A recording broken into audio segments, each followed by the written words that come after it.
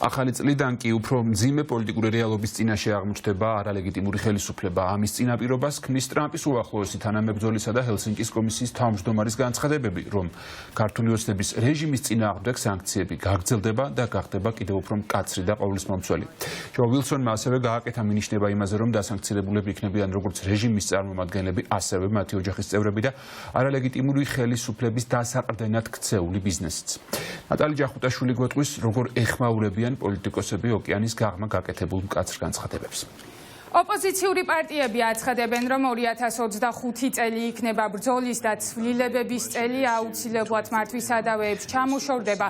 ქართული ოცნება ხელისუფლებაში აღარ იქნება ბიძინა ივანიშვილის რეჟიმი, რადგან დე-ფაქტო ხელისუფლებას მოუწევს ყველა შემთხვევაში ქვეყანაში ახალი არჩევნების დანიშვნა, რადგან ოპოზიციაში ფიქრობენ, რომ ასე წნეხს ქართული ოცნება უბრალოდ ვერ გაუძლებს და ოპოზიციური პარტიები დარწმუნებული არიან, რომ ზეწოლა აუცილებლად გაიზრდება ჩვენი დასავლელი პარტნიორების მხრიდან ქართულ ოცნებაზე, ასევე როგორც დღეს გახდა ცნობილი 3 იანვარს ვაშინგტონში კონგრესში კონგრესმენები განიხილავენ მეგობარ აქტს ამ კანონპროექტის თანახმად.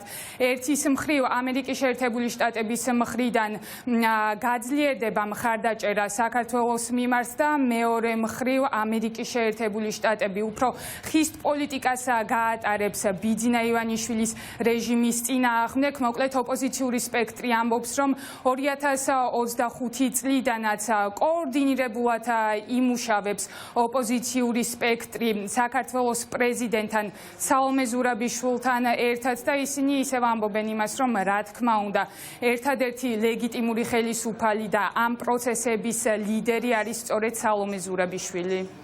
2025 წელი იქნება ცვლილებების წელი, რადგან გაიზრდება წნეხი დასავლეთიდან. ამისთვის კი მნიშვნელოვანია ოპოზიციურმა პოლიტიკურმა პარტიებმა გაუგრძელოთ ერთმანეთში კოორდინირებული მოქმედება, მათ შორის პრეზიდენტ სალომე ზურაბიშვილთან და როგორც ხედავთ, დასავლეთისგანაც მოუდინები იგივეა, ხო? მათ შორის ჯო ვილსონმა განაცხადა, რომ 3 იანვრიდან როგორც კი ისინი შეიკრიბებიან, ის დააჩქარებს მეგობარი აქტის მიღების პროცესს და მეგობარი აქტი არის ერთის მხრივ ქართული ხალხის მხარდასაჭერი აქტი, მეორე მხრივ კი სადამსჯელო მექანიზმი იმ ადამიანებისთვის, რომლებიც საქართველოს მოქალაქეებს ართმევენ ევროპულ თავისუფალ დასავლურ მომავალს, ხოლო თვითონ კი მდიდრდებიან კორუფციული გარიგებებით და რუსეთის სასარგებლო ქმედებების ხარჯზე. რა თქმა უნდა, გვაქვს ძალიან ბევრი საქმე იმისთვის, რომ მოვიყვანოთ შედეგი იმ ბრძოლისა, რომელიც დაიწყო ოქტომბერ-ნოემბერში.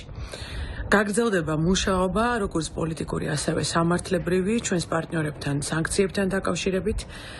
თავარი, რომელიც არის ჩემთვის მნიშვნელოვანი, ეს არის მუშაობა დემოკრატიული ქვეყნების, ამერიკის და ევროპის სასამართლოებთან, რომ პასუხი ვაგებინოთ იმ ხალხს, რომელიც არღვევს და არღვევდა საქართველოში ადამიანის უფლებებს. ყველა ის შეფასება, რომელსაც აკეთებს დასავლეთი ჩვენ ქვეყანაში მიმდინარე მოვლენებთან დაკავშირებით, ეს ძალიან მნიშვნელოვანია.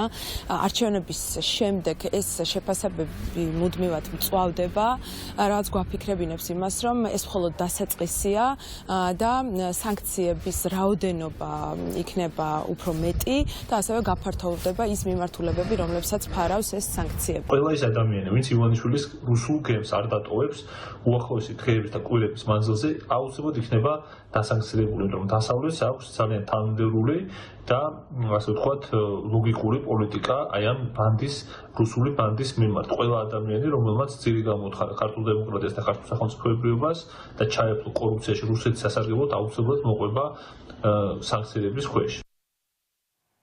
სავარაუდოდ უკვე უახლოეს დღეებში, უახლოეს მომავალში ჩვენი დასავლელი პარტნიორები ამოქმედებენ ახალ სანქციებს ქართული ოცნების წინააღმდეგ. ვიცით, რომ ახლა მაგიდაზე დევს აბსოლუტურად ყველა ვარიანტი და ჩვენი მოკავშირეები განიხილავენ აბსოლუტურად ყველაფერს, რათა შეაჩერონ ქართული ოცნების ანტიდასავლური პოლიტიკა და დღეს სხვათა შორის ჰელსინკის კომისიის თავმჯდომარემ ღიად დაანონსა, რომ ასევე სანქციები ვაშინგტონის მიერ დაწესდება ქართული ოცნების მაღალჩინოსნების ოჯახის წევრებსა და ახლობლებზეც.